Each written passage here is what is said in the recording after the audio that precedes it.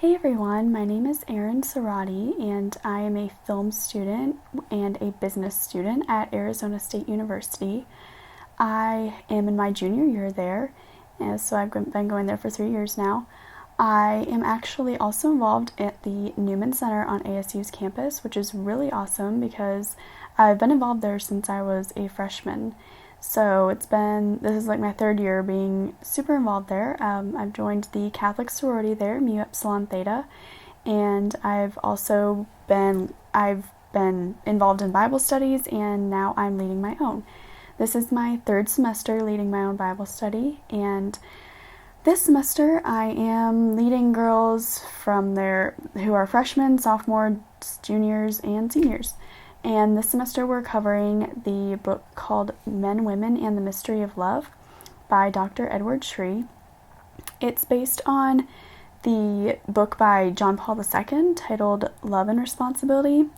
This book is a little bit simpler though. It breaks down kind of the deeper insights and hard to understand topics that JP2 talks about in his book. So I really wanted to share that with other girls because I think it's love is a really hard topic, especially nowadays. A lot of people don't know what true love is. A lot of people are searching for it. A lot of people just don't know about the truth of it. So, and what better way than to learn about it through Jesus Christ's teachings and models of love. So that's what this book is about. It kind of talks about how we can relate to others of the opposite sex in friendships and relationships and dating.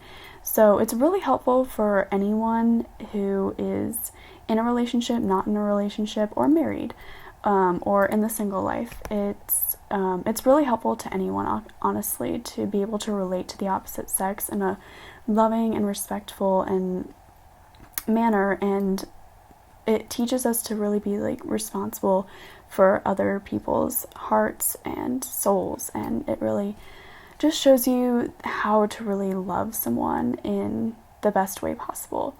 So I have now read this book. Well, I've read it 3 times already, and this is my 4th time reading it, obviously, because I'm trying to write Bible studies about it, but I've read it 3 times now, so I feel like I know the information pretty well, and it's actually helped me a lot in my own life. It's helped me discern certain friendships and relationships, and even just relationships with family members or people I barely even know that I'm trying to lead closer to Christ. It just really helps you love others in a way that you never really thought you could, and it teaches you basically to follow Jesus' model of love, whether the friendship is with someone of the same sex as you or someone of the opposite sex. So it's just really helpful, basically, in life. So that's what I'm going to be talking about in these blogs, video blogs. And I just want to kind of disseminate the information to a larger audience than just the girls in my Bible study, because I think this information is so important, and eventually if more people knew about it, it could really change a lot of people's lives. So I really feel that I'm kind of called to do this because I've learned the material and I've tried to apply it in my own life as much as I can, and I'm still trying to this day. And I think it's something that can be really beneficial to a lot of people, men and women. So if you're watching, thank you very much.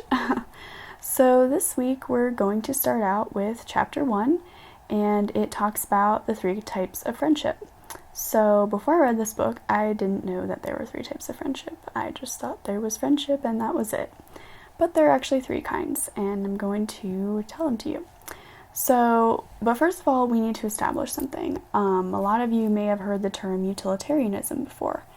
I don't know if you know what it is, but I'm going to tell you. So utilitarianism is using someone else to maximize one's own pleasure and to minimize pain and discomfort. An example of utilitarianism in our society is people not making commitments to things or other people. It's just something that our society is plagued with. No one wants to commit to anything or anyone. We just want to be free and do whatever we want. and never be responsible or involved in anyone else's life or things like too much, because we want a way out. We always want a way out. And utilitarianism is just running rampant in our society, and that's one form of it. People use each other's time, each other's bodies. People use each other in all sorts of ways, and it's really taking a toll, obviously, on our society, and basically teaching people the way to not love instead of the way to love. So it's a real big problem. And a more simple example of that is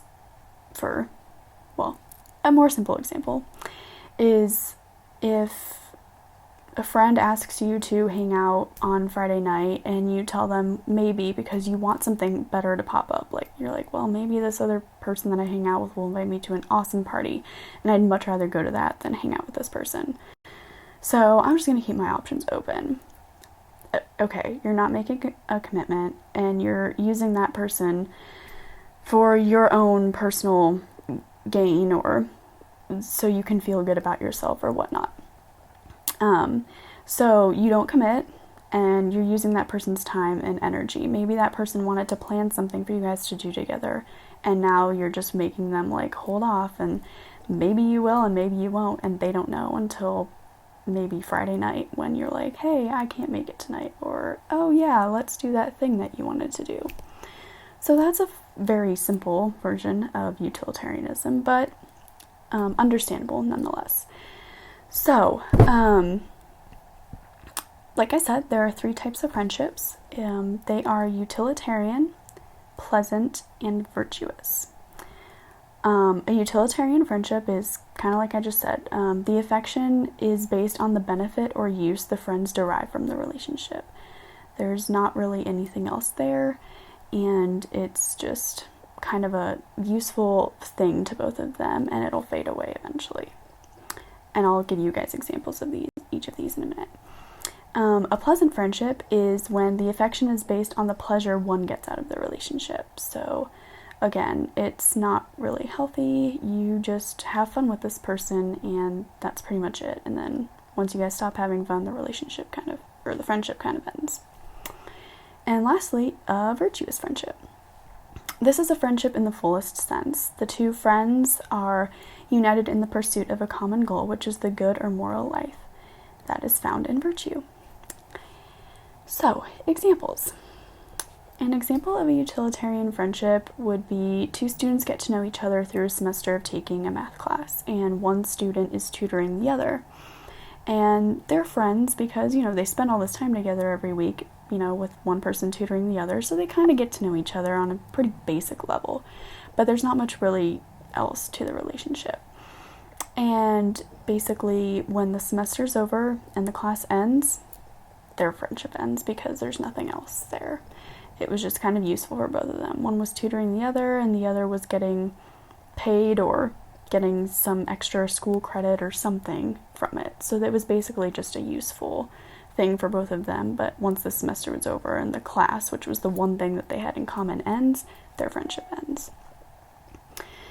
An example of a pleasant friendship would be, say 2 girls are on the same sports team, and they have a really fun time together at practices and at the games and maybe like team bonding events, and they really get to know each other and they become really good friends. And but their friendship is based on the fun times that they have together. They don't really hang out or anything beyond soccer practice or whatever sport team they're on. They don't hang out outside of practice or games or team bonding events. There's not really anything else there. But when they're together, they're having a blast, and they're talking and they're laughing, and they're sort of getting to know each other, again, on a pretty basic level. But there's nothing else there besides the times that they have fun, which is one thing uniting them. And that friendship will eventually fade. So say one of the girls graduates from high school, or they both graduate the same year, but again, the team that they were on is ending for one of them or both of them, and their friendship fades because they're not really going to be on the same team again, and there was nothing there to base their friendship on besides that one fun thing that they were doing together. So that friendship ends because there's nothing there. And an example of a virtuous friendship is, this is kind of extreme, but you'll get the point. There are several ways to explain a virtuous friendship. There are several different kinds of virtuous friendships, but this is an example.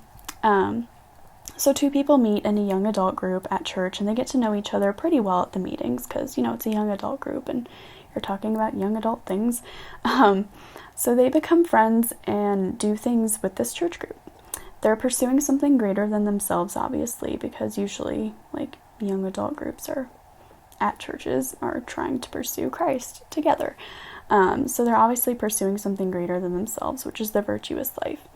They will the good for each other, put each other before their own person, and they truly enjoy each other's company. They help each other pursue a relationship with Christ and guide each other in their faith. Obviously, this is a virtuous friendship because of all these things. They will the good for each other. They're both going to a church group and trying to grow closer to Christ, and maybe outside of that church group, they're helping each other in other ways as well. That would be a virtuous friendship. This is the kind of friendship that we all should seek. Obviously, it's hard to have this kind of friendship with every single person that we're friends with, because not every one of our friends may be Catholic or religious in any way. So it's really hard sometimes, but this is the friendship that we should strive for, or to strive to have with as many of our friends as possible. St. John Paul II says the only way two persons can avoid using each other is to relate in pursuit of a common good. So really the only way that we can avoid using people is to pursue this virtuous friendship with our friends. That will eliminate any use in the friendship or relationship whatsoever. Easier said than done, obviously, but again, it's true. So I have a couple questions to ask you guys, so just kind of think about these as we go through. How do we fall into utilitarianism in our relationships? How does that happen? In other words, what keeps us from true virtuous friendships with our friends and family? So how do we fall into utilitarianism, basically, with people, with our friends, with our family? How does it happen? So I just want you to think about that for a minute. And then another question is, have you ever experienced a truly virtuous friendship? And if so, what made it different from your other friendships?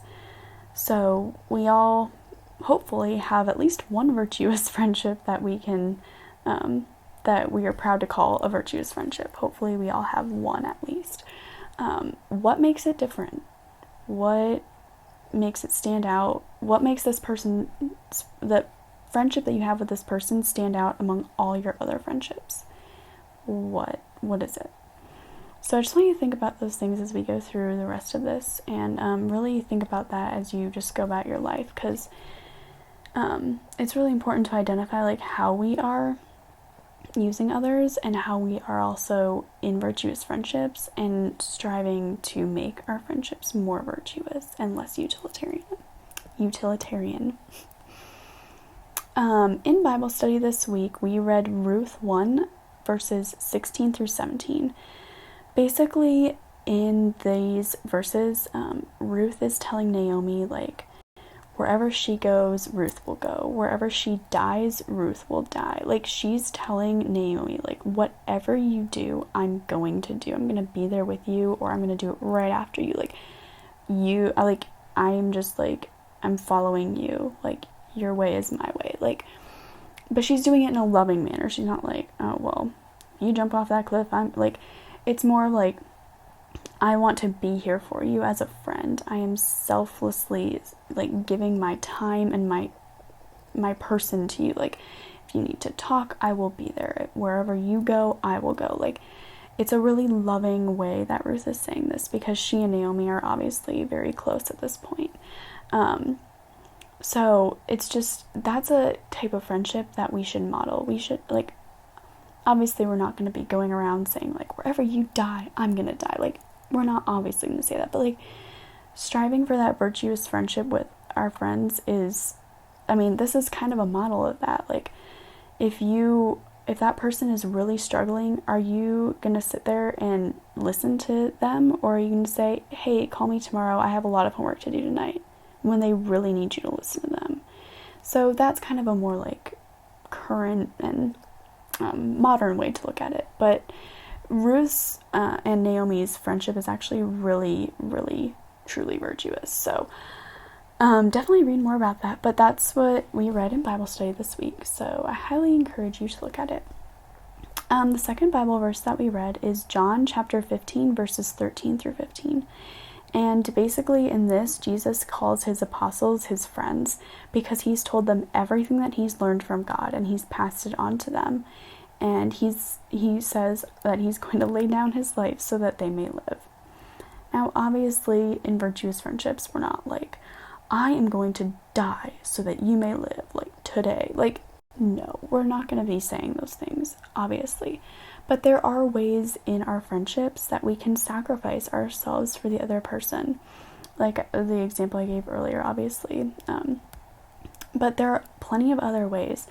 What if your friend is sick and literally no one's there to help him or her? Or maybe this friend is failing a class and you have a ton of homework that night, but you're like, well, they have an F and I have a B, so at least I can keep my grade up, but this person really needs help, and if I can help them with this one homework assignment, they're going to bring their grade up like 5 percentage points. Whatever it is, sacrificing in any way is really, really telling of a truly virtuous friendship.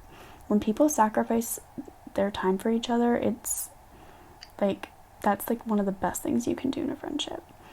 And that's part of a virtuous friendship. So, the last question I have for all of you is, how can we relate this to relationships and dating? Because obviously this book is going to talk about all different ways to love people.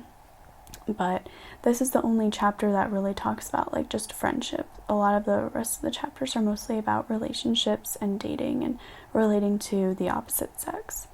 So obviously friendship is really important in relationships. Like if you don't have a foundation of friendship, then the relationship doesn't really have a strong foundation at all. You really have to be friends with that person first, because you can't just be in a relationship right away. Like it's almost like they can't be separated. Like you can't have a relationship without a friendship almost. You can have a friendship without a relationship, but you really can't have a relationship without a friendship. So having a virtuous friendship is especially important. If you both are pursuing Christ and leading each other towards him, it's going to unite you in friendship. So it's really important to have that foundation of friendship in any relationship that you have. So that's what I'm going to leave you all with. Thank you so much for watching and listening, and next week we will be talking about chapter 2. So I hope you enjoyed. Thanks. Bye.